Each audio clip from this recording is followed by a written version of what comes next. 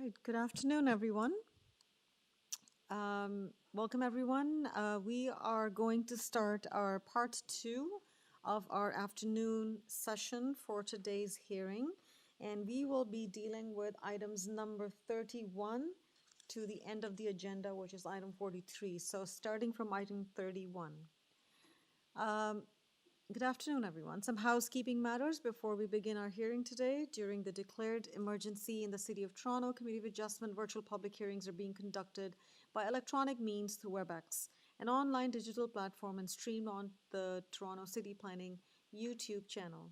These measures are necessary to comply with physical distancing requirements and a provincial order that limits um, attendance at public gatherings. This will be a virtual public hearing, and participants who have registered in advance will be able to make their presentations to the committee using WebEx, an online event that is being moderated by city staff.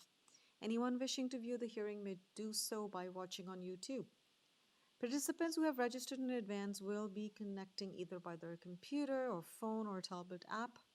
All participants will automatically be muted on entry. When your item is called, each participant will be unmuted by the moderator, one person at a time. Only the committee members will be participating by video. All registered participants will be participating by audio only. We ask that you mute all of your personal devices, including the YouTube stream, when you are not speaking, so we can prevent the transmission of background noise and minimize disruption to the meeting. Please unmute your computer microphones before speaking. Please ensure to mute the YouTube streaming while you are speaking. The hearing will take place at a slower pace. Each item will be stated and then a moment will be given to allow everyone to time to find their place in the meeting. Please write down the WebEx meeting access code and attendee ID from your WebEx meeting invitation and keep it nearby for quick reference.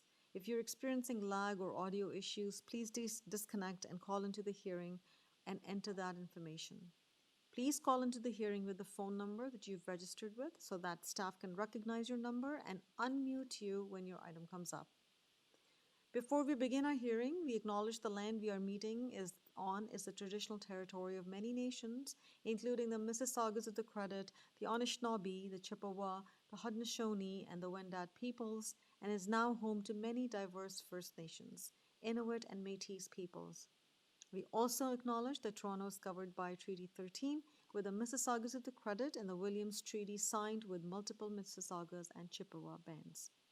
In accordance with Section 45 and 53 of the Planning Act 1990 as amended, this meeting of the Committee of Adjustment for the City of Toronto is now called to order. The Committee of Adjustment considers applications for minor variances from the provisions of the zoning bylaw, permissions to extend or alter lawful non-conforming uses, and consents to create new lots. The time slot that we are starting will deal with items 31 to 43, as mentioned earlier. To ensure a fair and a timely hearing, I will vet the agenda to determine the applications can be dealt with immediately and which applications require a more in-depth review. When an item is called on the agenda, I will confirm if the applicant and all registered speakers are present. Where an application is uncontested, the agent or the applicant, if they wish to proceed with their presentation, if desired. When the committee does not require a presentation, applicants are to advise the chair should they wish to speak to the committee. The committee may ask questions or take the matter into committee for a decision. Each speaker, including the applicant or the agent, will be given a maximum of 5 minutes to address the committee. I will comment when you are reaching the 5 minutes. When addressing the committee, please clearly state your name and address. Please remember to confine your remarks to the matters outlined in the application. The applicant or the agent will proceed first and will make a presentation to the committee. Please note that the committee may decide to not entertain revisions to proposals at the hearing today. The committee may decide to defer the application if it's substantially revised to ensure that the revised application is accurate and that all those who are entitled to the notice of the application are informed of the changes.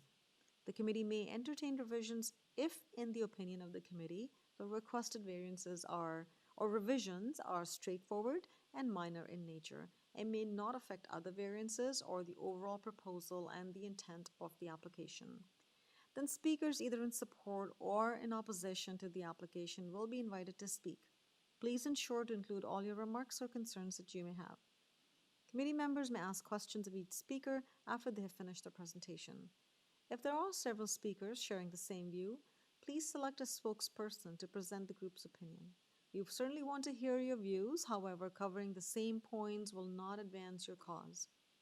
Please be advised that all registered speakers at the hearing today will be given a chance to speak before the committee moves on to the applicant for a rebuttal or a response to the concerns that have been raised by the speakers.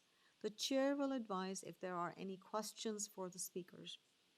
When all the speakers are finished, the applicant or the agent will have an opportunity to rebut only those issues that were raised by the speakers. Please note that unless committee members have any questions, the speakers will not get a chance to rebut the applicant's response. This will mark the end of the discussion. The application will then be taken into committee for a decision. Are there any declarations of interest of panel or staff for items 31 through 43? Member M. Thank you, Madam Chair. I do have declarations of interest for item number 36, which is 27 Westbourne Avenue, and item number 38, which is 75 Westbourne Avenue. Thank you. Okay, thank you very much. So it's item number 36 and item number 38. Correct, Madam Chair. Thank you, Member M. All right, I will now vet the agenda for the first session of, I will now vet the agenda for items 31 to 43. I will call each item in the order that's listed on the agenda and ask if anyone other than the agent or the applicant is present in interest and wishes to address the committee. If there are people in interest, the matter will be held until all non-contested items have been cleared from the agenda. If there's no person present in interest, the agent or the applicant will proceed with their presentation if required. The committee may ask questions or take the matter into committee for a decision.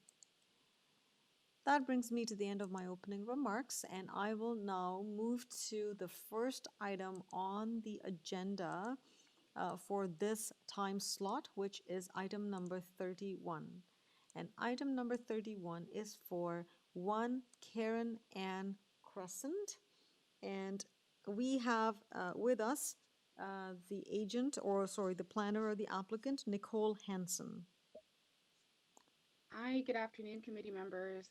Good afternoon, Nicole. Thank you for your attendance. I will confirm with committee members if they have any questions or concerns with the application at this time.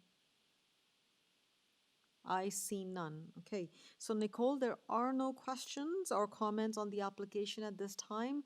Do you have any comment at this time before the committee takes the matter for a decision?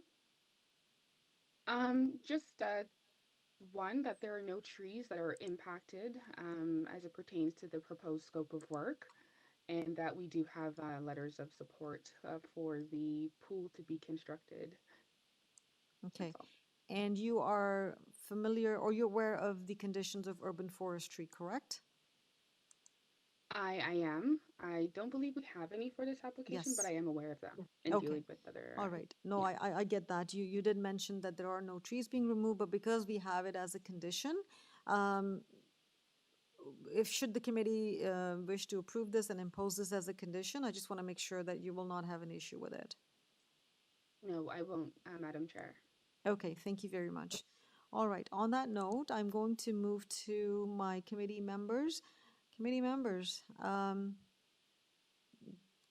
Nicole is aware of the conditions of urban forestry and has no concern. Any comment, or are we ready for a motion? Member M. No comment on my behalf. I'm ready for a motion. Is my fellow members okay with that? I did not Yes. see anyone raise their hand for any comments. I believe you can proceed with the motion, please. Wonderful, thank you. So I'm recommending approval of item number 31, subject to the urban forestry conditions. Okay. Seconder, please. Member Said, please go ahead. Thank you, Madam Chair. I second the motion for approval subject to the urban forestry condition. Okay, all in favor of this motion? Motion's carried, the application has been approved, and there are conditions of urban forestry. All right, we move to item number 32. Item number 32 is for 15 Cray Crescent. No, sorry, Fray Crescent or Fry Crescent. And we have with us Vladimir Nomov as the agent and the owner. Vladimir.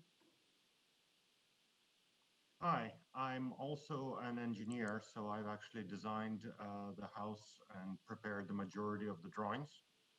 Excellent. Excellent. There's Okay, just bear with it's me. my first time doing this, so pardon if I don't know all the formalities. No problem. No problem at all. Sorry to interrupt you. I just wanted to say that because we're vetting the agenda, so I will check with the committee members if they have any questions at this time. If there are no questions, then the committee will be in a position to make a decision. If the committee would like to hold it down for further discussion, then we will let you know accordingly, okay? So just bear with me for a moment. For record, I would like to say that we have received letters of opposition. We have read those letters. Vladimir, are you aware of the urban forestry conditions? I have just reviewed them. I believe I do have a question about it, but it's not going to be a major impact. Okay, please go ahead, me. ask the question. What is the question? So the only condition that was provided for my property is that there is no existing street tree on my property and I would need to pay a fee.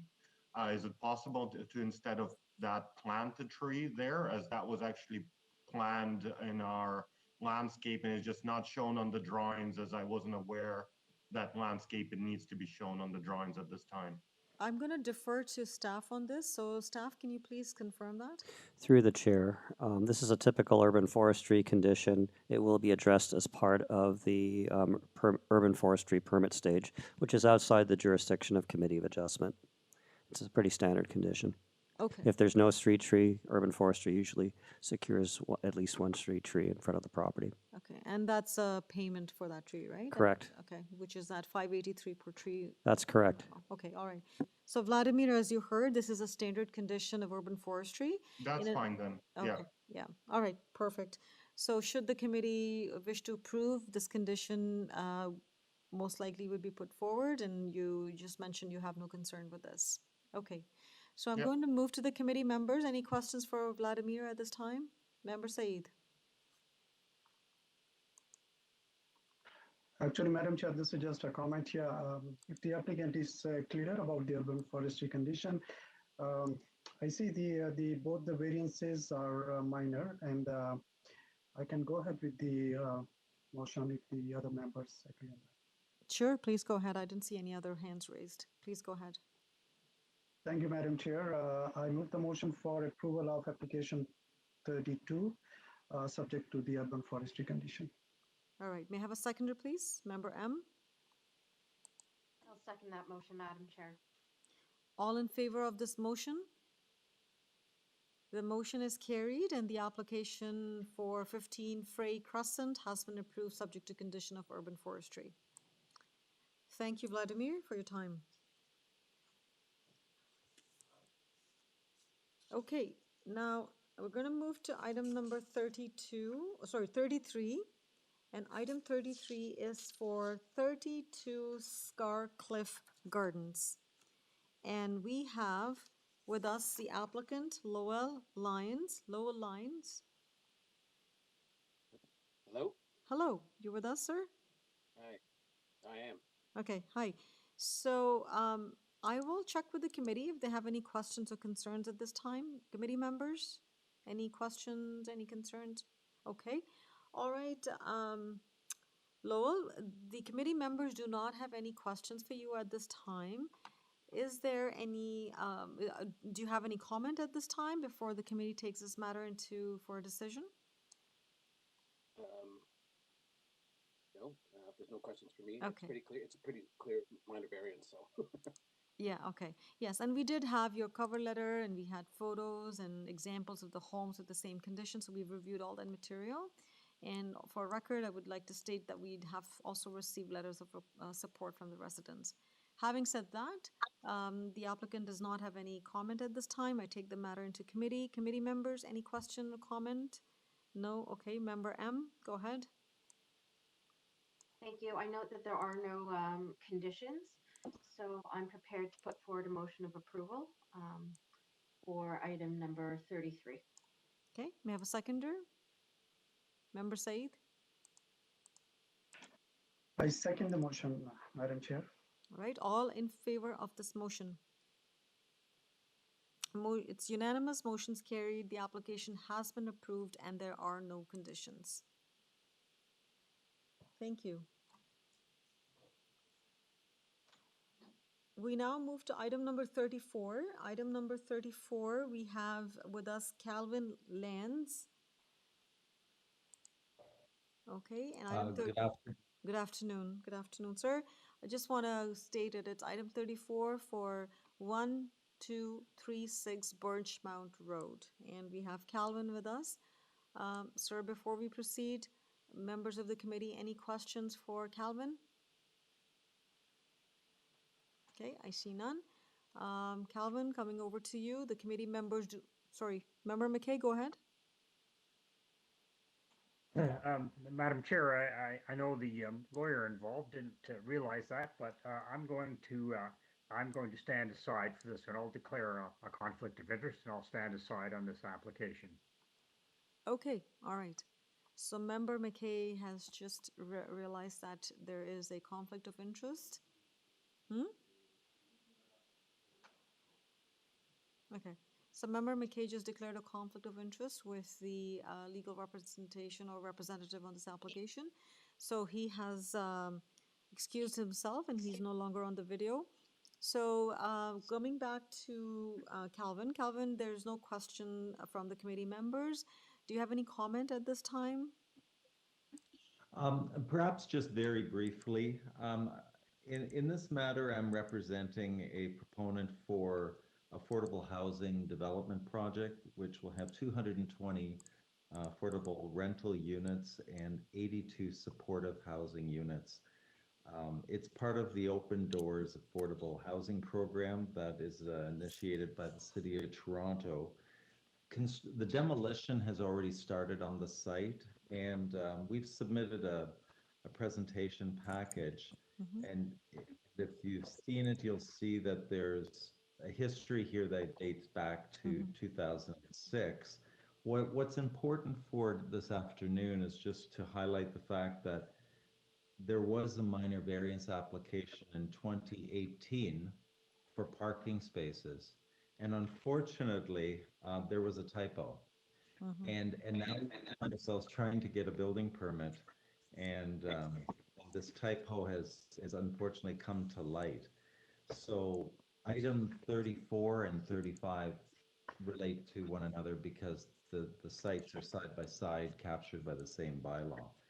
I'm happy to answer any questions about the variances, but it's essentially to correct a typographical error and to allow for 3-car share parking spaces. And really the variance has to do with allowing us to round down the numbers of parking spaces. Yes. We can provide 92 spaces. The numbers work out to 93, and we don't have space for that. So that's the nature of the variance. It's quite minor, quite technical. Yes, okay, understood. Thank you, Calvin.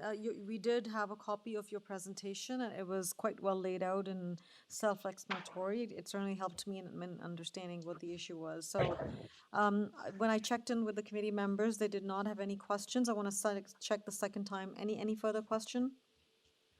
Okay, I see none. Well, thank you, Calvin, for that brief intro. Coming to the committee now, we take the matter into committee. Member M, please go ahead.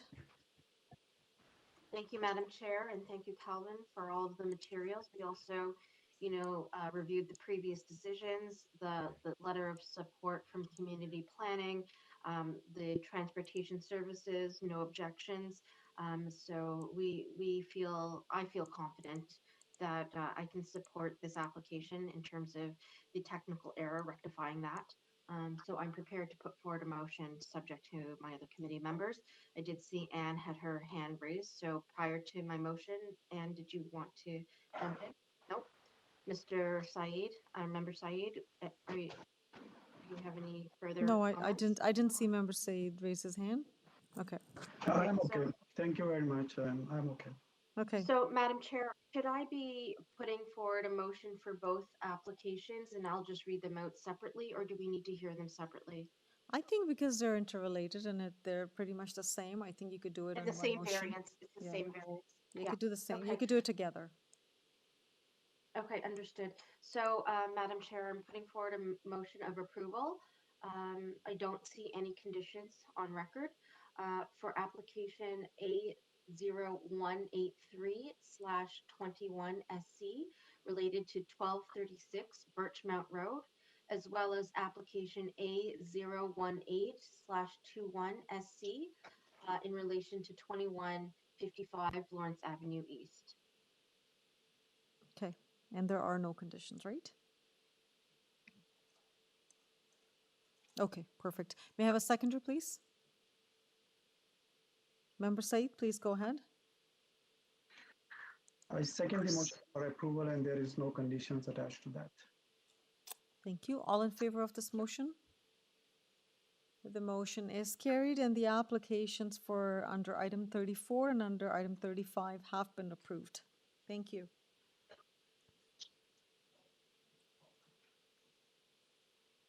Madam Chair, I'm going to excuse myself, and I believe Member McKay can come back now.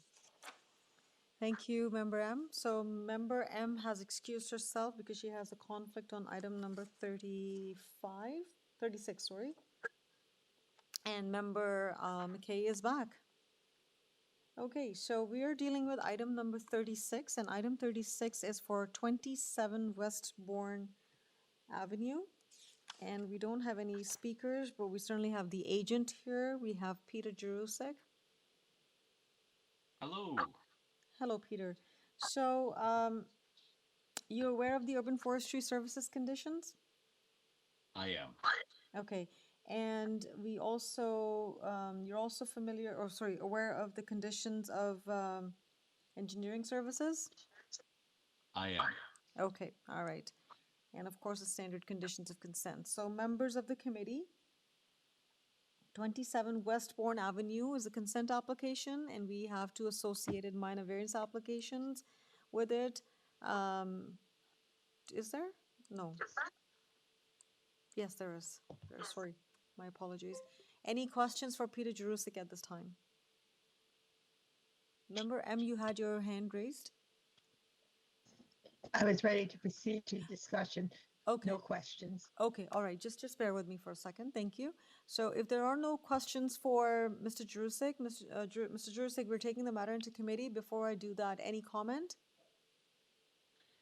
Very straightforward application. This subdivision's in a transition, this neighborhood, and it falls within what's been going on in the neighborhood, and I look forward to your support. Okay, thank you.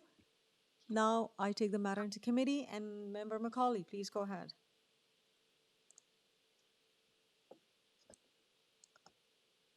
I have no concerns with this application for consent or the accompanying applications for variances. Yes, we're starting to know about Westbourne Avenue and the amount of development that is happening on that road, but these applications are comparable to what is happening on other applications in that area. Okay. If there are no comments from any other members, I'm prepared to put forth the motion of approval. I didn't hear any hands raised, so please go ahead. Okay.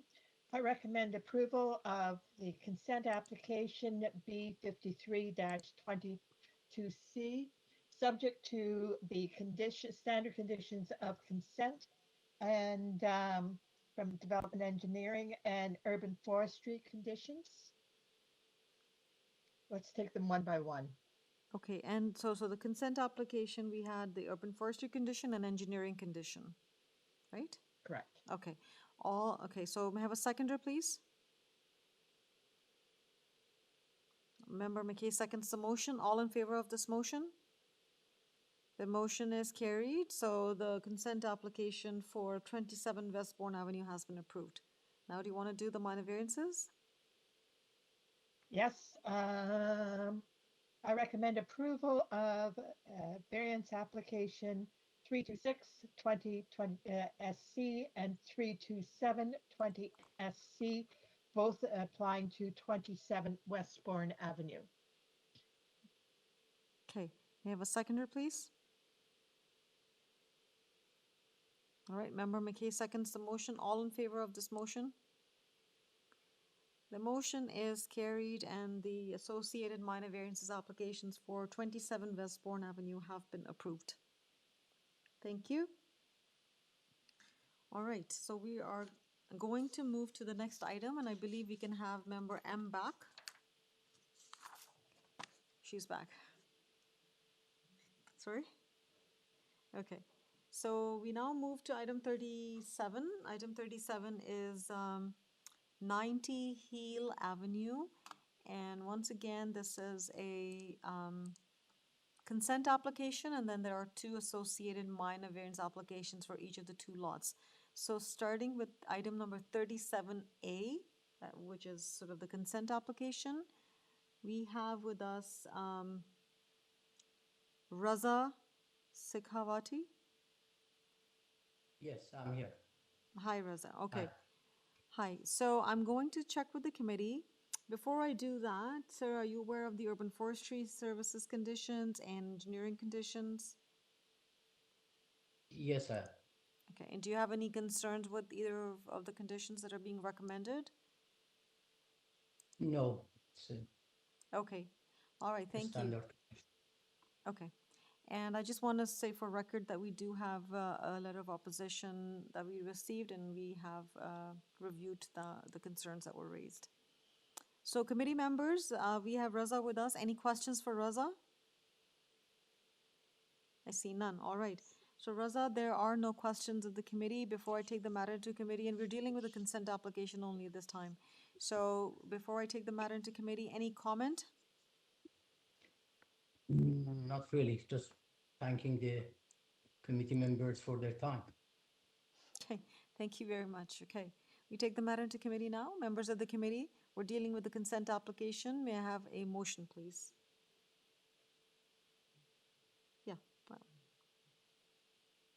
Member Said, please go ahead. Thank you, Madam Chair. I move the motion for approval of consent application. It's application number 37A, subject to the condition of urban forestry. And engineering? There Oh, are yes, and engineering conditions. and My standard apologies. conditions Yeah. of consent? Standard conditions of consent.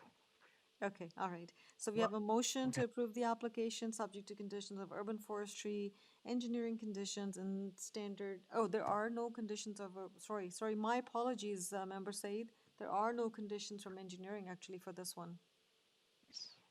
It's only the urban forestry and standard consent conditions. That is correct. You're correct, absolutely. So my apologies, there are no conditions in this one from engineering. Okay, so it's only urban forestry and standard conditions of consent. Seconder, please. Member Macaulay. Thank you, Madam Chair. I will second that motion for the consent for 90 Keel Street, Keel Avenue. Okay, all in favor of this motion? The motion is carried. The application for 90 Heel Avenue for consent has been approved subject to condition of urban forestry and standard conditions of consent.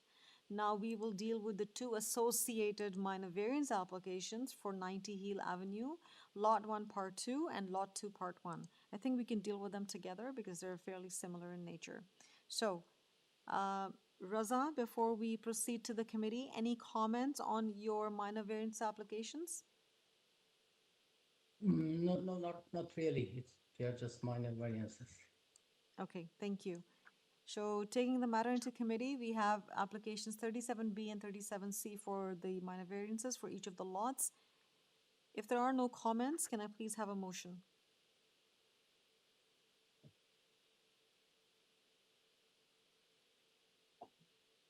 Someone has to be brave. Can I have a motion? All right, Member M. Thank you, Madam Chair. I put forward a motion of approval of minor variance application A0018/21SC, as well as minor variance application A0019/21SC, subject to the urban forestry conditions. Through the chair, I think because the consent was subject to urban forestry conditions, I don't think it's I don't need to necessary to do do it. both. No. Okay, apologies. Scratch that. Just approval, no conditions. Thank you. May I have a seconder, please? Member McKay? Madam Chair, I would second that approval. All right, all in favor of this motion? It's unanimous, motion's carried. The applications for, the two applications for 90 Heel Avenue for the minor variances have been approved. Okay, thank you, Reza. And we now go to item 38, and I believe, Member M, you have a conflict? No, not on this one? Yes, you do. No, I do. I just was gonna say, thank you. Okay. So we have before us item number 38, and this is 75 West Bourne Avenue. And we have with us Peter Jerusik as the agent. Peter, are you with us? Thanks. Always here, waiting patiently, enjoying this meeting. I'm glad to hear someone's enjoying. I thought I was the only one who was enjoying. Okay. All right. So we are now going to discuss your consent application. And there are two associated minor variance applications. So just to keep it straightforward and simple, we'll deal with the consent first. So members of the committee, okay, and again, I'm just going to confirm with you, you have the conditions from urban forestry and engineering, correct? Yes, I do. And you have no questions or concerns? Nothing, none. Okay, perfect. Members of the committee, any questions for Peter Jerusik for his consent application at this time? I see none, okay. Oh, Member McKay, please go ahead. Thank you. He understands that the reference plan has got to be redone.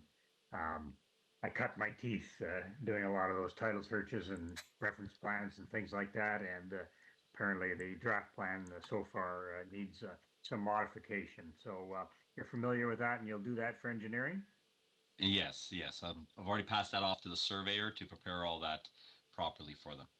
Sounds good. Thank you. Excellent. Okay, thank you. So I didn't see any comments or questions. Peter, before I take the matter into committee, any comment? No, very similar, almost identical application to 27 Westburn that we had a few applications ago. Okay. All right. We now going to take the matter into committee. Committee members, we're dealing with the consent application. We have urban forestry conditions, we have engineering services conditions, and we have standard conditions of consent. May I have a motion, please? Member Said, please go ahead.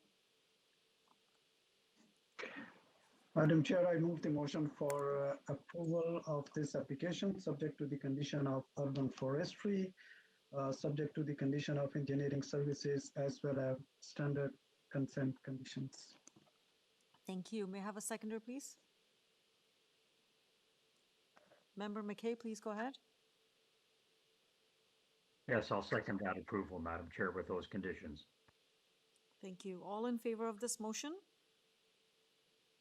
The motion's carried unanimously. The application has been approved subject to conditions. Now we will deal with the two associated minor variance applications for 75 Westbourne Avenue. So again, Peter, before we take the matter into committee, any question or comment? Sorry. None whatsoever. Okay, all right. Members of the committee, any questions, any comments? I see none, all right. Could you please, can I please have a motion on the minor variance applications?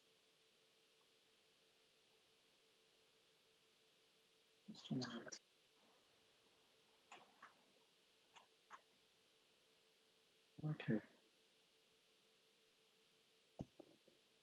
So, who wants to go ahead? Members, Just to clarify, is there is conditions of urban forestry there for the minor variances? no, those So were just for checking on that. the consent, right? Consent Correct. Yeah, application? if as long they've been secured through the consent application, which you've already made a decision on. So if should the committee wish to approve it without any conditions. So basically, the conditions of urban forestry have been secured through the consent approval, so we don't The have to worry consent about it. approval. Yeah, Okay, thank you very much. no problem. Madam Chair, I move the motion for approval of this application without any conditions.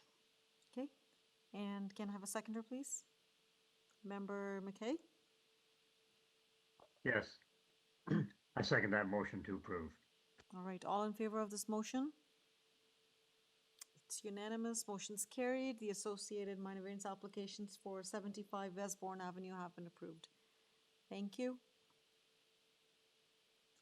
All right, we can have member M back.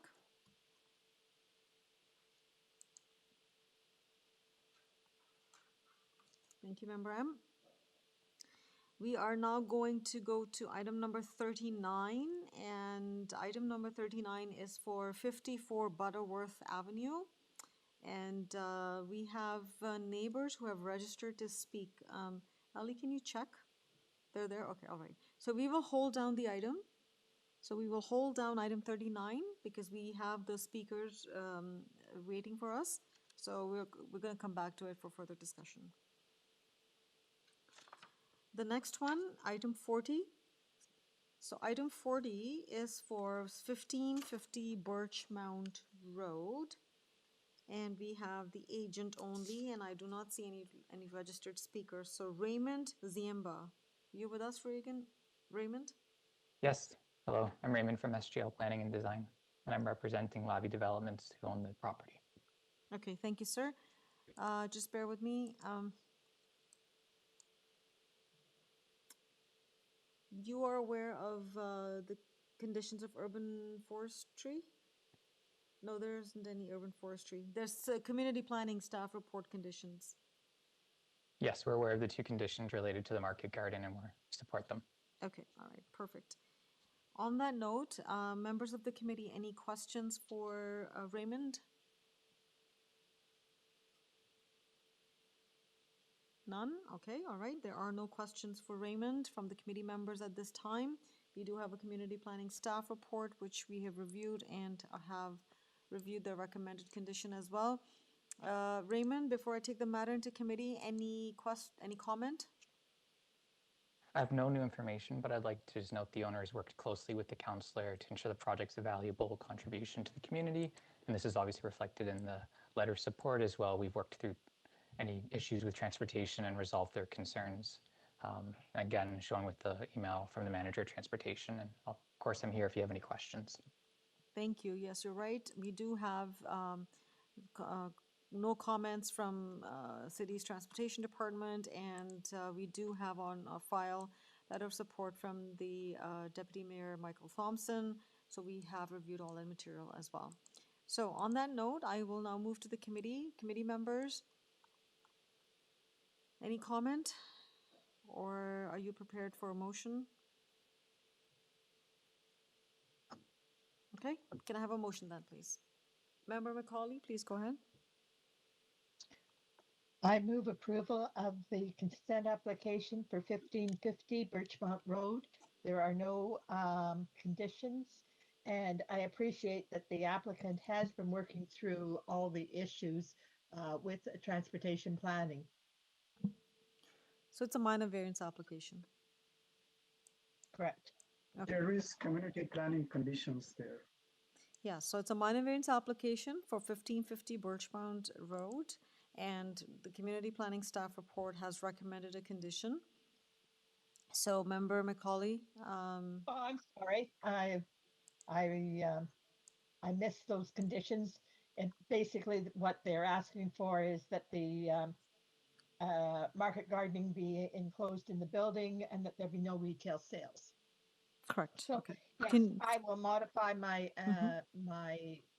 motion to recommend approval, subject to the conditions of, urban planning, Okay, all right. May I have a community planning. community planning, okay. Seconder, please, member Said. Thank you, Madam Chair. I second the motion for approval subject to the community planning staff report conditions. Okay, all in favor of this motion?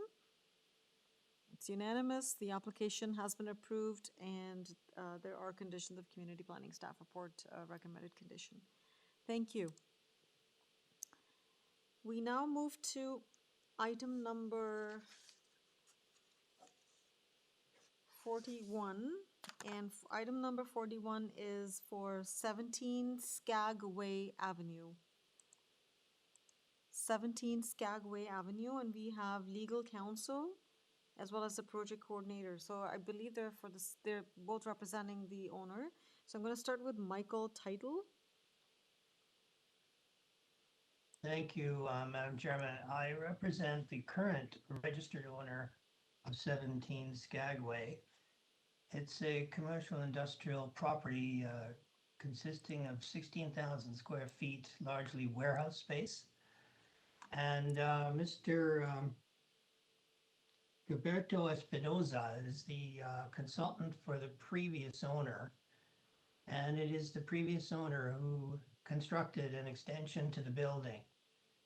And as a result of that construction, we have this notice regarding the non-compliance with the yard setback on the south side, parking, and the location of an additional parking space. Okay, fair enough. So we have received a letter from Urban Forestry saying that they won't consider the matter until it comes before the committee because there was no request for review. In fact, the previous owner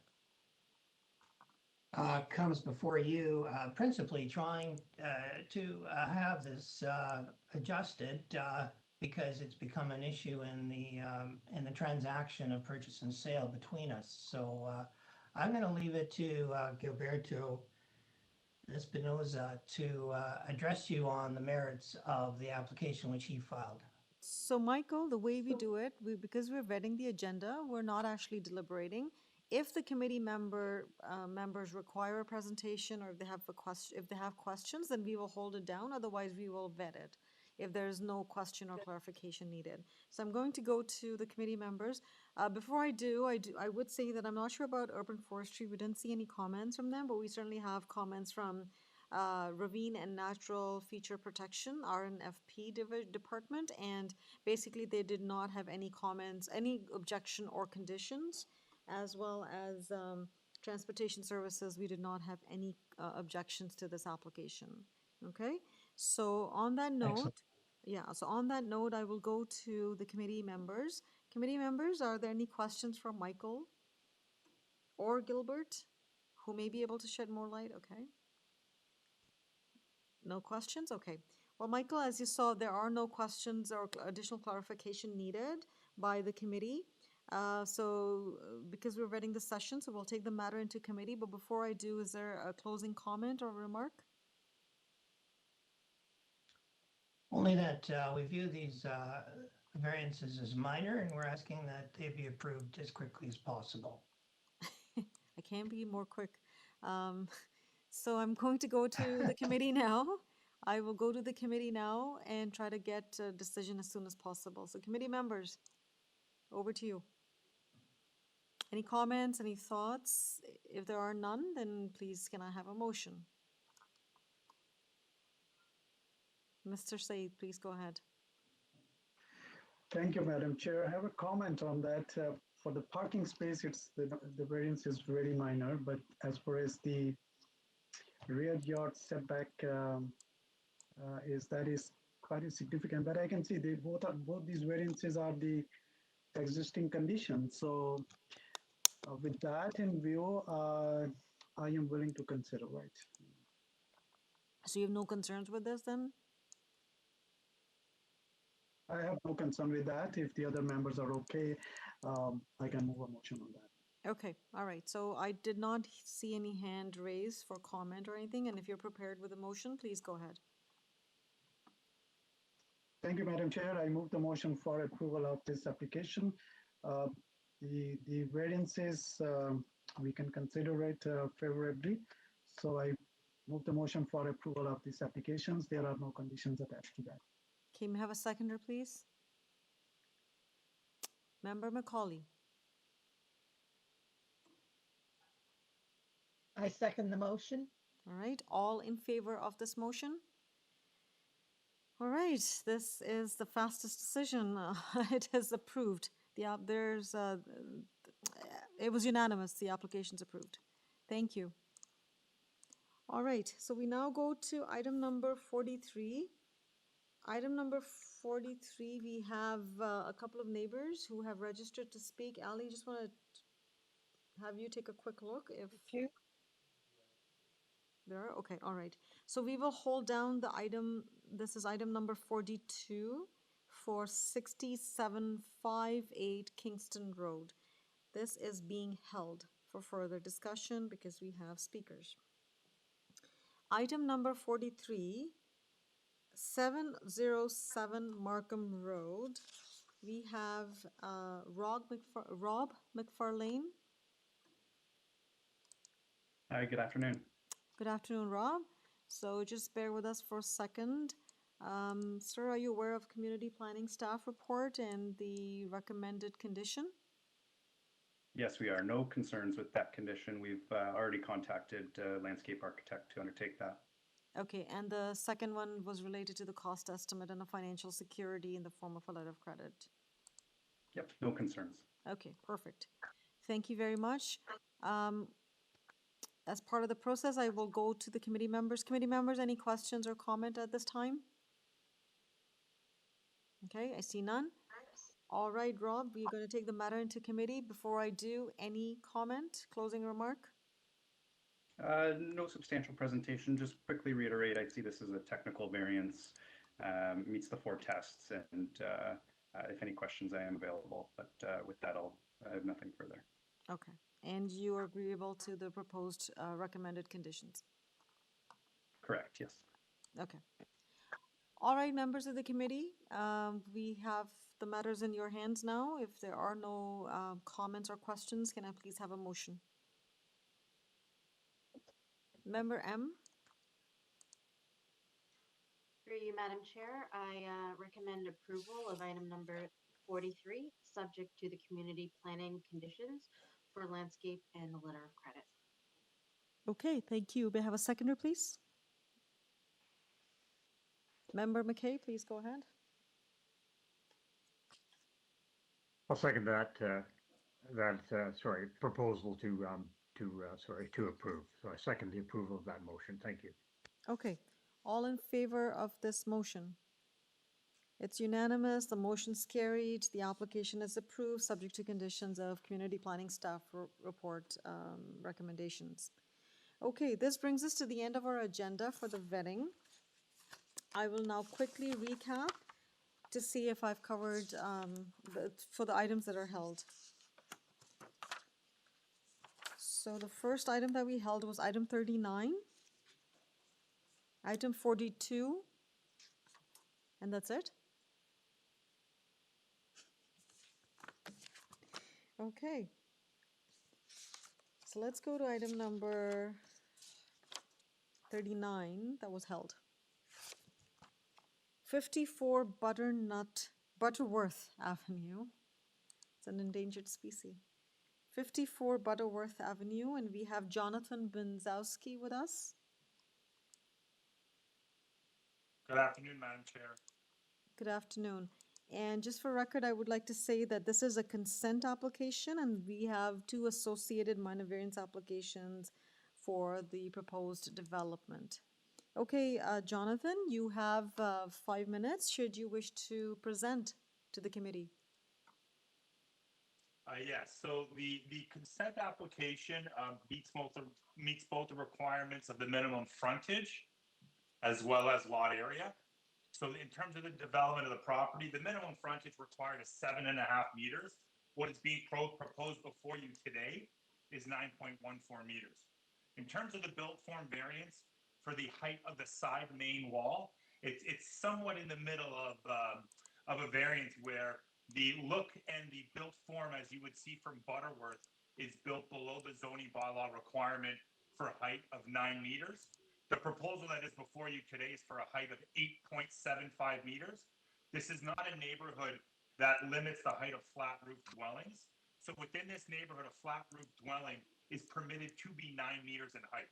What we're proposing today is 8.75 meters in height with no request for a main wall height at the front. The only request is for a side main wall. So in terms of the built form of what you would look and feel from the street, that is built as per the zoning bylaw. I also think it's important to note that in terms of any type of variance associated with setback, coverage, FSI, building length, or building depth, the house is 100% compliant with that. And I'm happy to answer any questions you might have regarding So, the proposal. okay, no, thank you very much, Jonathan. So I just want to confirm the only variance for each of the lots that are being created is for the height of the exterior portion of main walls, correct? Correct, for the side main wall height. The side main, and that is at 8.33, Correct. not 8.75. So you were referring to, I guess, the height of the building. Yes, sorry. The height of the height of the building is 8.75 meters. Correct. Sorry, Madam Chair. Yeah, no problem. Okay, so the height of the building is 8.75, but that's not the subject of variance.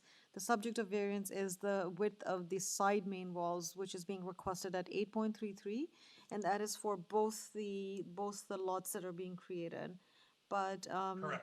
other than that, there's no other request for variance for lot area or frontage or anything. Okay, perfect. Correct, Madam Chair. Okay, ma'am, anything else before I go to the committee members?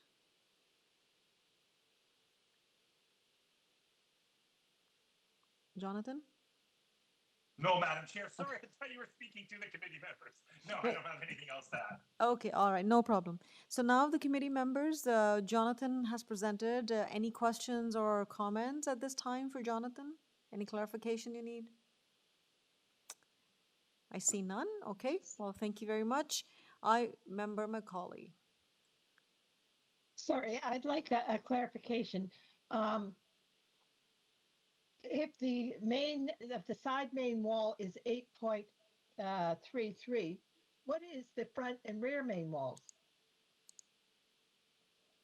Perhaps 8.75. Jonathan can say why he doesn't need a variance for the front and rear and does for the side. For the greater, sorry, the bylaw requires it for the greater projection, which is the side. You can only have one or the other. So it's 50% of the greater one of the way the zoning bylaw is written. So you don't require it for the front or the rear, only for the sides. And what's the height of the front and rear then? Correct. It would match the same as 8.33. Okay. But that's not the subject of the variance because there's no regulation for that, for the front and the rear. It's only for the sides. Yes, as I understand from what he's saying is the building height, front, rear, and both sides is 8.33. Front and rear is okay because the zoning bylaw addresses that. The zoning bylaw doesn't address the side main walls. That's correct. Correct. Correct. Kind of funny. The zoning bylaw permits a 9-meter height for the building. So you're in a little bit of a conundrum here in how you look at that. All right. Okay. Okay, I have no further questions. Okay, thank you. So if there are no further questions, I would like to move to the speakers today. So first speaker here is Gurgly Tiza, who's the neighbor next door.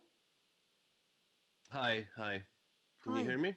Yes, we can hear you. Sorry if I mispronounced your name, sir. Oh, that's okay. I put the Greg in brackets just for ease of use. Okay, so I'm gonna call you Greg. Okay, so Greg, you have 5 Yes. minutes, and please go ahead and Okay. tell us your concerns. Okay. Thank you, Madam Chair and Committee, for this opportunity. My name is Greg Tisa, and I'm the owner of 52 Butterworth, west of the proposed development. I've always seen Toronto motto as city within a park, so please bear with me for the 5 minutes.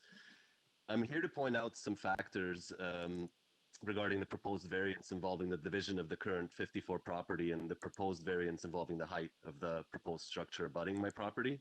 So following are some ways that the requested variances, I believe, could affect the enjoyment of my property as well as the neighborhood. The points reflect on if the proposed variances make for desirable and appropriate development of the land and buildings. With respect to the severance of said lot, it would substantially reduce green space coverage, thus displacing and reducing the habitat of numerous wildlife, such as songbirds. It would decrease air quality, thus impacting the enjoyment of my property and that of the neighborhood. It would also create a much larger heat signature, which may not be desirable so close to the industrial area and the railway corridor that we're beside here in this neighborhood. Looking at the drawings, the developer would like 2 multifamily dwellings in place of a 1 single family one. And while I understand that the land is zoned as RS, S, as well as T, this could cause a 4-fold increase in the families living on this plot of land, thus putting substantial strain on the neighborhood, environment, and wildlife in the area, possibly reducing the enjoyment of my property. In addition, I think it's important to note that this would put 4 times more strain on the infrastructure, for instance, sewers, water, hydro, and communications. Specifically in regards to sewers, it's come to my attention over my years of ownership here that there's been numerous costly backups on this street already. I see the sewer trucks out here too sometimes. In regards to the variance addressing the height of the proposed structure, I have the following comments. I have a garden in the back, and the drawings show the proposed tall structure to be perhaps only 4 feet from the herb garden, lilac bushes, rhubarb plants, mulberry trees that I have back there. The tall structure would cut off sun from said garden, thus impacting it, and is also a privacy concern. The proposed tall building would also cut off sun exposure of my back porch, thus reducing enjoyment. In addition, the proposed tall structure, almost 4 feet from my east wall, would cut off sunlight to my east-facing window, thereby reducing enjoyment and access, as well as privacy. I kindly ask the chair and the committee to please take these factors into consideration before approving the variances in question. Also, in the interest of good faith, I kindly ask the applicant owner and the developer to please address the issues I've described, whether it's moved, forward or not, and I'd be happy to, have a discussion about these factors. I'm sure we could come to some kind of agreement. Also, I ask the committee to please note the impact on the neighborhood as assessed, and if it's being desirable to the appropriate development of this land and buildings, as well as in spirit with emerging policies such as the Green Roof Bylaw and city's overall plan, such as the Zero Emissions Building Framework. Thank you. That's all I have. Okay, thank you, Greg, for your comments. I will certainly get back to Jonathan and have him address your concerns and some advice that you've raised here. I don't know if I'd be able to come back to you because that's the protocols don't allow me to come back because you said you want to have further discussion. So I don't know how that could play out, but we'll see. We'll see how this goes. Okay, members of the committee, any questions for Greg? Okay, thank you very much, Greg. We are now going to go to Fiona. Hello, can you hear me? Yes, Fiona, please go ahead. You have 5 minutes. Okay.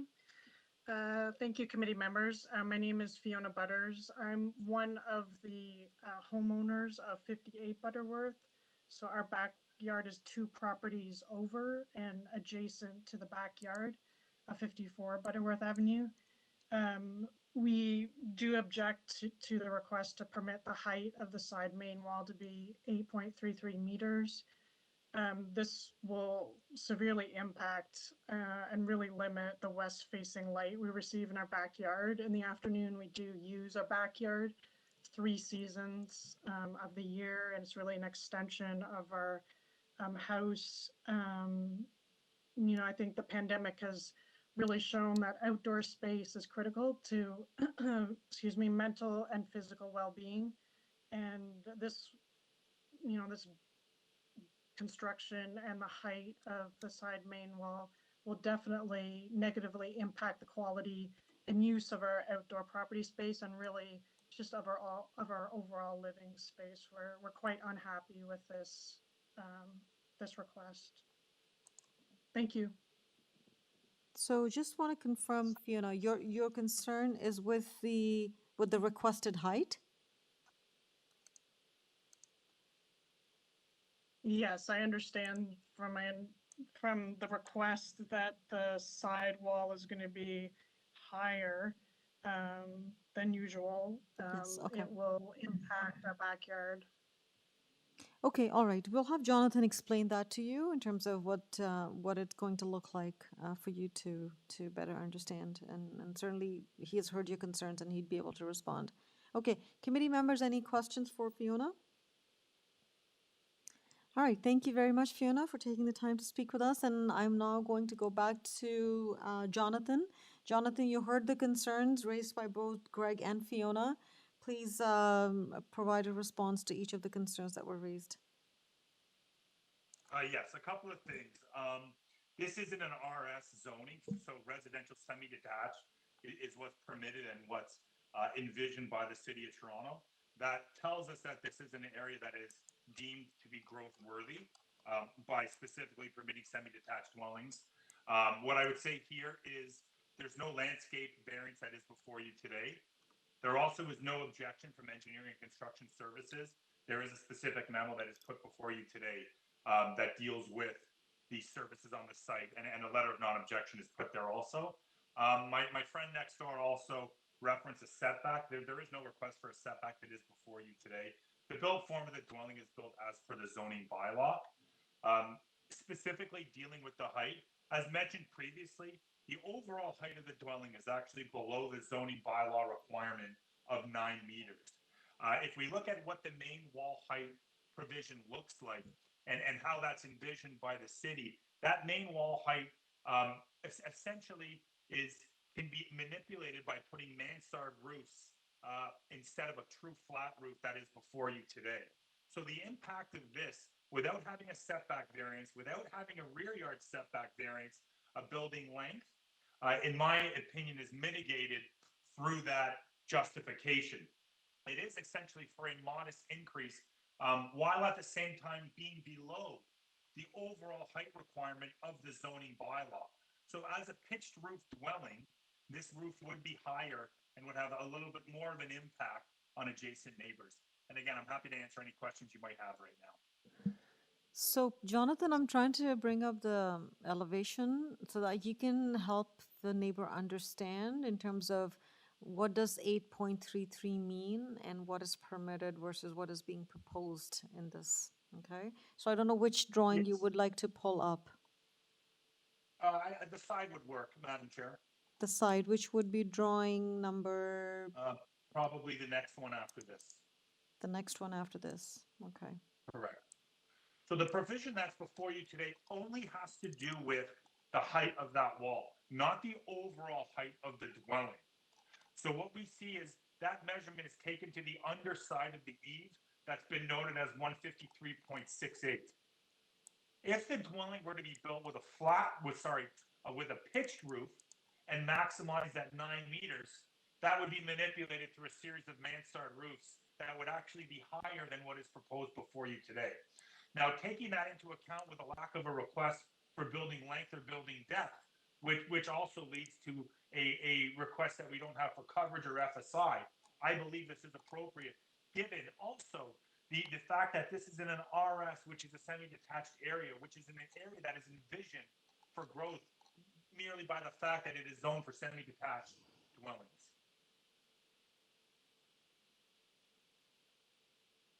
Okay. All right, thank you, Jonathan. Okay, committee members, any questions for Jonathan? Member Macaulay. It probably is the fact that we've been sitting all day because I am now confused. Jonathan, are you going to build two, what we would call single detached dwelling units on this property, or are you building semi-detached dwellings? No, detached dwellings. And through you, Madam Chair, the reason I'm referencing the semi-detached is because that would lead to a lack of a setback. So what I'm alluding to is that the zoning bylaw is envisioning additional density here through the provision of it being a semi-detached dwelling, when in fact, if this were to be a semi-detached dwelling, the frontage could match, which would lead to a larger built form where no separation between the two dwellings would be required. So I'm just alluding to the vision of the zoning bylaw for the consent portion, speaking to the fact that we have a frontage that is proposed about, I think it's about 1.6 meters larger than what the zoning bylaw requires. So in terms of the consent itself, the provision for two dwellings is envisioned through the zoning bylaw on this property. Okay, thank you. So you're going to build two single detached dwellings, even though zoning would allow semi-detached, and each one is going to have a frontage rounding it off for 9 meters. Correct. Can we see, presumably you've got a plot plan, just so that I can see where these two dwellings are proposed to be on the lots? There's a site plan provided, correct. Yes, Catherine, can you bring that up very quickly? Maybe So- I can help clarify. Yeah, so that would be page Um, 552 on your agenda. Anne?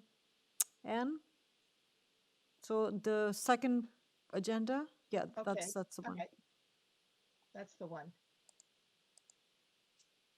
there's no setback variances before us. No, I think I think part of the problem is I got somewhat confused as to what they were doing when I started to listen to the objectors. And this is a very simple consent application with the variances simply being the side walls. correct. I think I've got it straight. Thank you very much. Okay, thanks, Member Macaulay. Any further questions? Okay, I see none. All right. Jonathan, before I go to the committee and take the matter into committee, any closing comments? No, Madam Chair, I think I'm done. Okay. Coming to the committee now, Jonathan's done, so we can take the matter into committee. So we have a consent application and the two associated minor variance applications. Of course, we're reviewing them together, but when the time comes to render decision, make sure you spell those out separately. So Member M. Thank you, Madam Chair. I understand the confusion from Member Macaulay. I think what is critical to understand here is that to facilitate the consent, there are no variances required for lot frontage or lot area. So really pretty much this consent is permitted as of right. I think what Jonathan was trying to explain is that the concerns that the neighbor had raised, it is unfortunate because it is still permitted as of right. He could actually build a larger building by making them semi-detached, is what he was saying, but he was trying to, I think, create a little bit more consistency by having it detached like some of the others along the street. That being said, there's only one variance before us, and it's for the height of the sidewall. And from my understanding, it's based on the measurement and how height is derived for that side wall. So, in actuality, the applicant could build all the way to the permitted 9 meters, and that would have been measured at the midpoint, and would actually effectively have a higher height. I would think they would still need a variance for sidewall, but it wouldn't be across the whole 100% of the building. So really, it's all as a result of the roof design. So the overall height is compliant. It's just because it's a flat roof, more than whatever percentage is over that 7 meters, because it's a consistent edge along the whole way. I personally, I appreciate the concerns raised by the neighbors. However, much of it is out of the jurisdiction of this committee because it is already, it's already an as of right condition through the zoning bylaw. I'm personally prepared to put forward an approval. However, I wanted just to ensure my committee members have a chance to speak. Thank you. So committee members, any further or additional comment? See none. Okay. All right, Member M, you go ahead with the Yeah. motion. Okay, so with that, I am prepared to have a recommendation of approval of the consent application B0017/21SC with the standard conditions of consent associated with that, as well as the urban forestry conditions ×2. Moving onwards to the variance applications, I am prepared to recommend approval of said variance application A0086/21SC.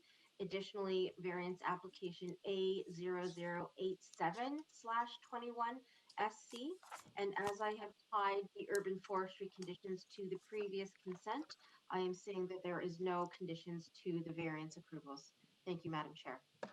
Thank you, Member M. May I have a seconder, please, to the motion for all the three applications that have been put forward? Member Macaulay. Now that I have reconfirmed what I understand about this application, I'm prepared to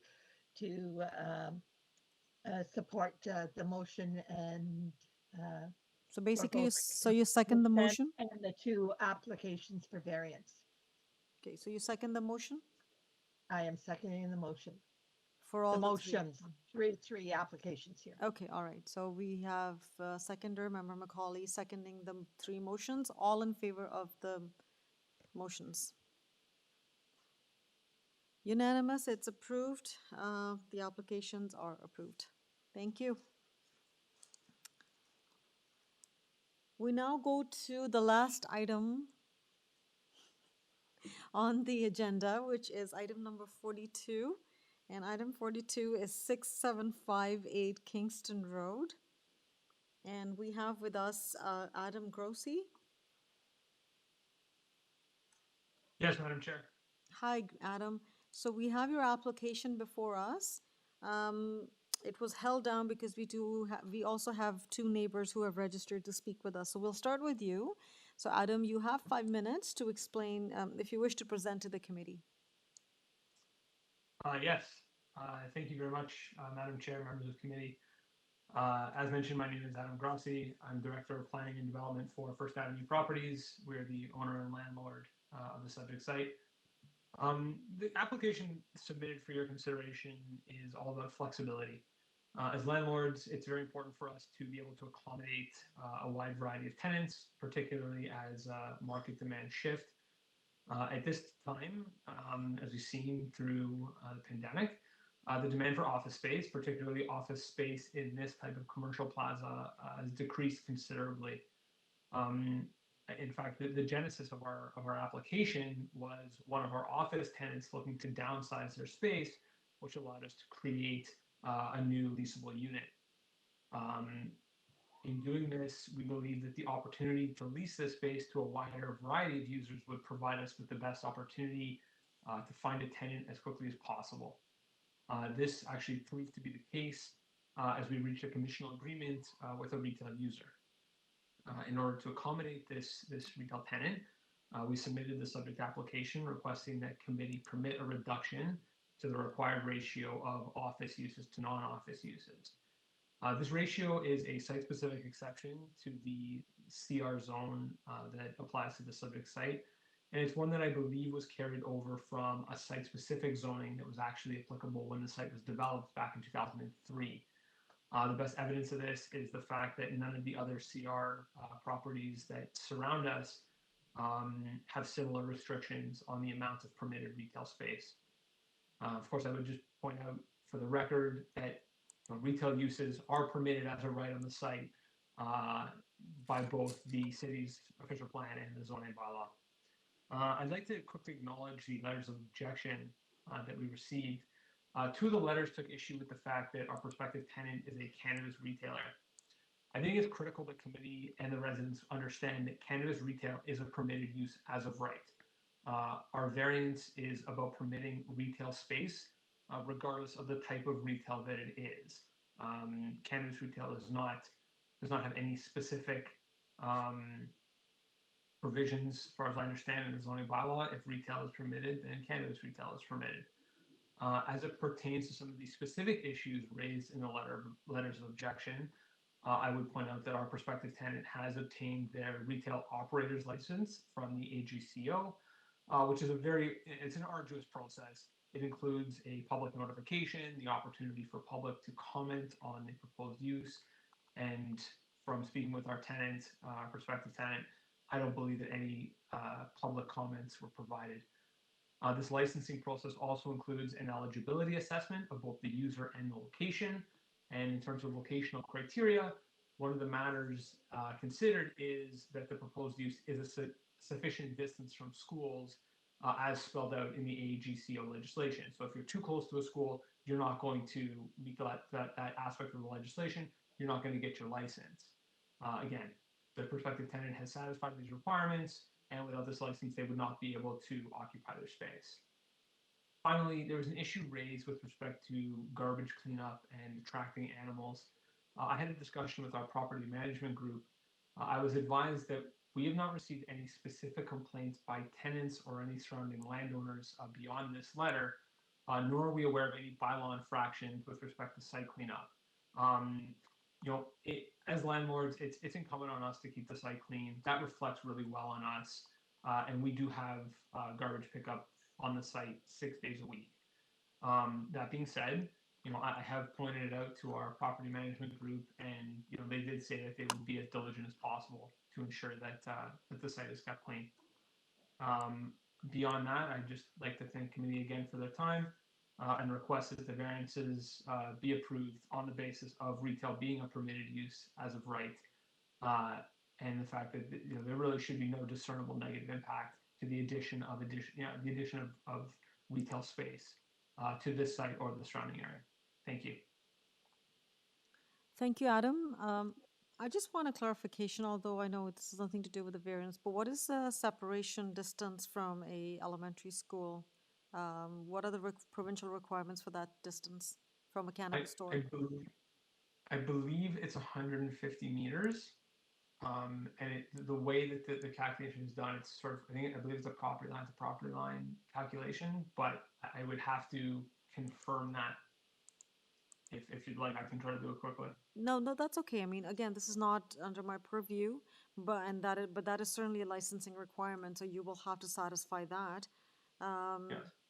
Okay, all right. Just wanted to clarify that with you, and I understand it's not the use per se; it's the other factors. It's for other reasons that the variance is before us. Okay, all right. Members of the committee, any questions for Adam at this time? Member McKay, please go ahead. Adam, I had seen a reference to ancillary amusement devices and just wondered if we get a few examples of those. Would these be, for example, like video machines or pinball machines? What's thought there? Through you, Madam Chair, to Member McKay. In speaking with our tenant, there was some thought about kind of having a pinball machines, arcade machines, something like that, just to create some ambiance in the unit. It would be a small area, but nothing beyond. Again, more of a decor aspect and an ambiance creating aspect for the site. I mean, it's certainly not intended to become any kind of arcade that you would think of sort of in its sort of typical sense. Okay, thank you. Member McKay, anything else? Right. So I guess in terms of that kind of ancillary use, that would be does that fall under the rubric or the use of retail, like within the zoning? In other words, is that an allowed retail use? I guess I'm saying. So I think there are two separate things. One is the amount of retail space overall in the plaza, and there's a percentage of that, right? So they're exceeding that percentage by introducing this retail, or the amount of retail. And I think the other piece Member of this McKay, application is the amusement area, or which is, if you look at the floor plan, it shows some sort of an arcade and a little lounging area or something along those lines. Yeah, exactly. So that's Right. what the Yeah. variance is for. But I also see some sort of a table arrangement. I don't know what that is. And maybe that's a clarification we can ask from Adam. So further sorry, up, Member McKay. Are you asking, because I was going to ask a very similar question. Are you asking if the square footage associated with the arcade counts as the square footage being requested for retail? Or are you asking if it is supposed to be considered as a different bucket? Is that what you're asking, Member McKay? Because I'm Yes. kind of wondering that too, right? In terms of Yes. the PPR, Yeah. is that considered as like an entertainment use? Or Right. was it considered a retail use? Because they may comply if that is a separate use that should be categorized under like a different square footage bucket. but remember, Em, I would really be careful on that. If this is a zoning interpretation from our building department through a zoning certificate, then I would probably not dive Fair. into it. That's not for us to Okay. interpret. Done. What we have before us is what we have before us. My questions were more around what exactly is happening within the unit. That's what it was. Well, that kind of relates, right? So it's being categorized as retail, but there's clearly multiple different things that are happening here. And I'm not sure if that was necessarily captured in the initial request for the PPR review. Again, I'm going to rely on what we have in front of us, and maybe we can get clarification from Adam, but I would just go with the numbers that are before us in the variance. Understood. Yes, Through, sir. through the chair, this did go through a zoning review. This did? Yes, it did. Yes, it did. Okay. It did. So there was a zoning review done, and based on their calculation, it constitutes retail. Retail? Okay, thank you. Okay, all right. Member McKay, do you have any further question? No, that's fine. Appreciate that clarification. Thank you. Thanks, Member McKay. Member McCauley? I guess to the applicant here. I know this plaza quite well. It's a very popular plaza. And one of the stores used to be a dry cleaners, which I assume would be a retail store, and has now been converted to a dentist office. I note that that store has a building permit. Does that have any impact on this application? Because you're dealing with the ratio of retail to office. You're taking some retail, which was the cleaners, and turning it into office. You're also taking some office and converting it to retail. Through you, Madam Chair, to Member McCauley, the ratio that we provided that our tenant provided to the building department was reflective of the change to the dent. It included the dentist office area. Okay, thank you. That's my only question. Because that's how they were able to assess the percentage of retail within that plaza, right? Because it's overall, it's not per unit. So I'm assuming they have that information. Yeah. You're mute, Member McCauley. Sorry. The reason I'm asking is that this was a recent change. The dentist office isn't even fully operated yet. I wanted to make sure that that had been considered when we're considering this ratio business. Sure. Okay. Well, thank you. Okay. Any further comment or question? Okay. Let's move to our speakers here. So thank you, Adam. Just stand by. We'll go to our speakers here. So we have Toby Davidson. Toby has not signed in. All right. Trevor D'Souza. Trevor.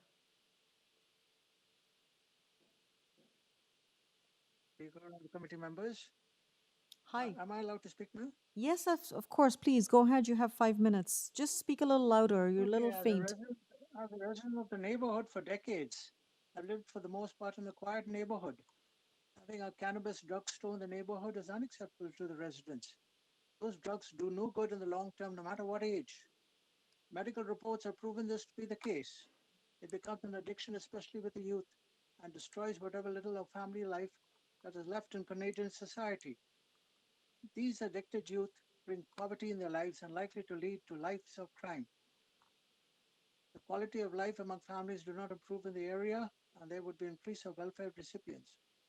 Police and courts involvement would increase, and so will taxes. So stay out and keep this area clear from potheads. Thank you. Okay, thank you, Trevor. We also, just for record, we have this letter on file from you as well. So thank you for your concerns. Appreciate it. Okay. Members of the committee, any questions for Trevor? Oh, Trevor, do you want to say anything? Do you want to add anything more? Yes. Oh, please go Yes, ahead please. then. Please go ahead. The owner, does he live in the area? I'm not Does the sure. owner live in the area? Or That's the person who's running this part of this this drug cannabis store live in the area? we don't have that knowledge, nor is it part of our review because that is irrelevant to the application. Because if he doesn't live in the area, he's encroaching on our area, which is starting a cannabis area. He should have it in his own area where he lives. Okay. Thank you. Okay, and that's all? Yes. Okay, thank you, Trevor. Your concerns have been heard. Any questions for Trevor, members of the committee? Okay, thank you. So I'm going to go back to Adam Grossi. And Adam, you heard Trevor's concerns. Could you please respond to the concerns by Mr. Trevor? Through you, Madam Chair. I appreciate the input from the local resident. Again, the only thing that I would point out is that, I mean, cannabis retail is, again, it is a permitted use as of right.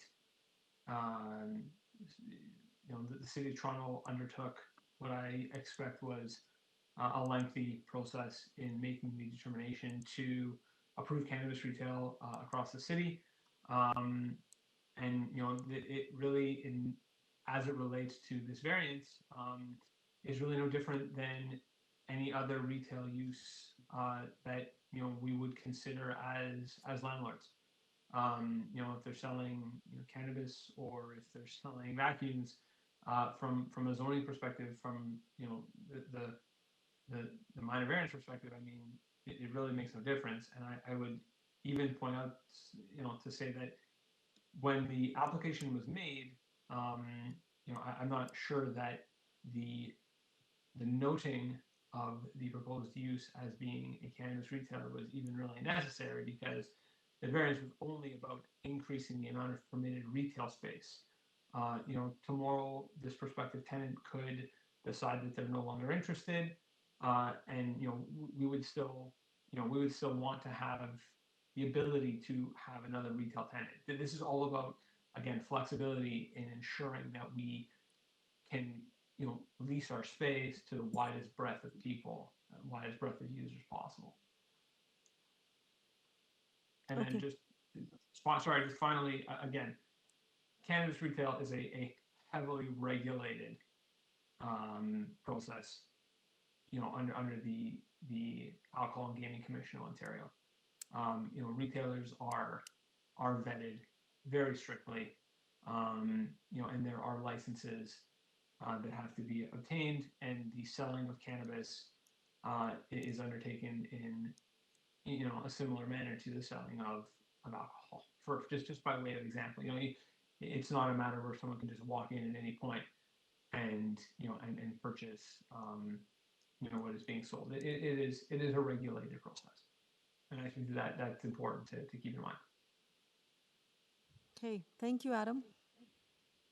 All right, on that note, members of the committee, any questions for Adam? Okay, I see none. All right, Adam, we are going to take the matter into committee. Before we go, any closing remarks?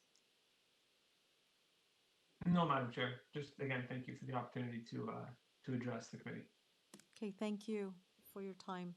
All right, members of the committee, we take this into consideration now. We have to make a decision. Any internal discussion or comment? So the use is permitted.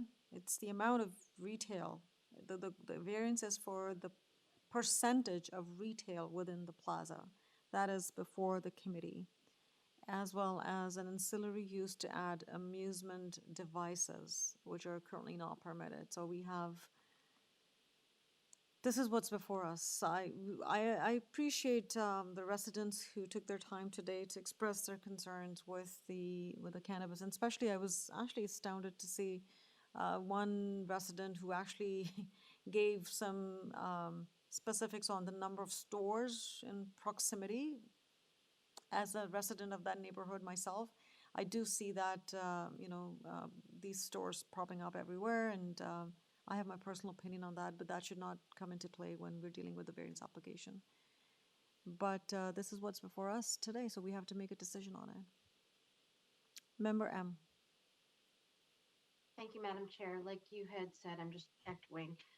It's not the permission of the use other than the ancillary amusement devices that we're looking at. He's looking at increasing the retail space allowed in this plaza, which I'm also quite familiar with as I'm also a resident of this neighborhood.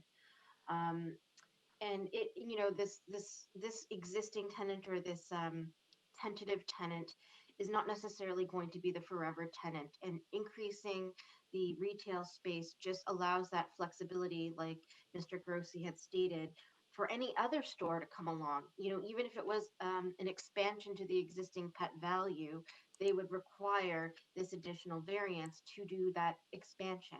And so, while this is a use that not everybody loves to see there, it is existing as of right.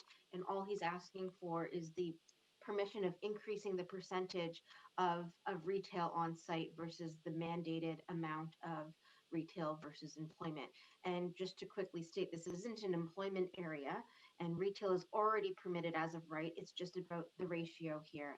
And I really don't see why we shouldn't provide that flexibility to this plaza owner to allow to be able to tenant this site now and in the future for any additional retail uses, especially considering the impacts COVID has had to retail operators and the vacancies that we're dealing with today. Thank you.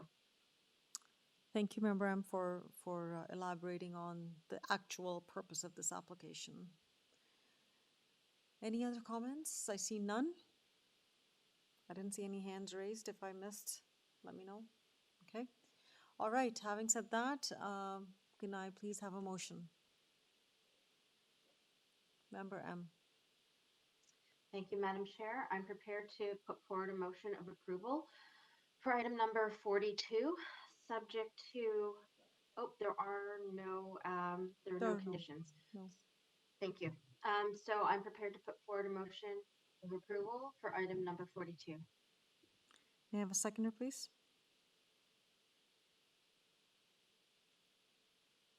May I have a seconder, Really? please? Okay, I'm surprised. Oh, we have a seconder? Member Macaulay? Thank you, Member Macaulay. I will second this, but I'm going to second it with a little bit more of an explanation. I am surprised that in a plaza, we have a definition of what portion of the plaza can be office and what portion of the plaza can be retail. This is a standard plaza. Many other plazas don't have that proportion. The application to do away with the proportion is not before us. But certainly if we had an application to do away with 1 foot of retail for 1 foot of office, I'd be fully in support. What we've got is some meddling into how the zoning bylaw was done, and it is causing some conflicts in trying to lease out the space. Whether the space is leased out for what type of retail really is not a concern for us. So I will support this motion. Okay, so the motion was to approve and you second the motion? Yes. Okay. All in favor of this motion?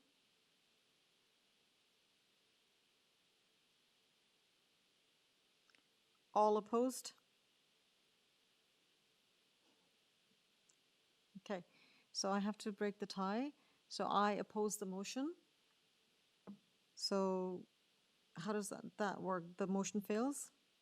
No. Okay, so we have to have another motion now.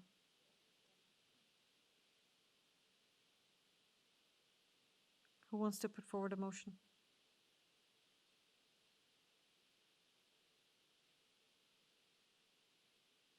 Member Said, Member McKay, do you want to put forward the motion, or do you want me to do you want to go forward?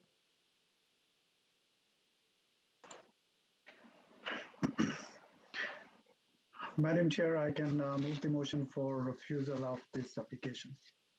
Okay. May I have a seconder, please? Member McKay seconds the motion. All in favor of this motion? All opposed? Thank you. The motion's carried. The application is refused. Through the chair, did the chair vote? Because there was a tie vote? Okay, for the record, okay. Yeah, I did. Fair enough. That's how this got approved. Yeah. Okay. Well, thank you very much. This brings us to the end of our agenda. Through the chair, there are a couple of other items just for information in terms of TLAB appeals and decisions. Okay. All right, thank you. So the agenda items have been completed. We now go to the other businesses. I don't have the agenda open in front of me, the first part. What is the item, if someone can tell me? Through the chair, I have it open right now. This is item 4 on the agenda. This item 4A are since the last meeting on May 12th, there have been 5 appeals that have been filed.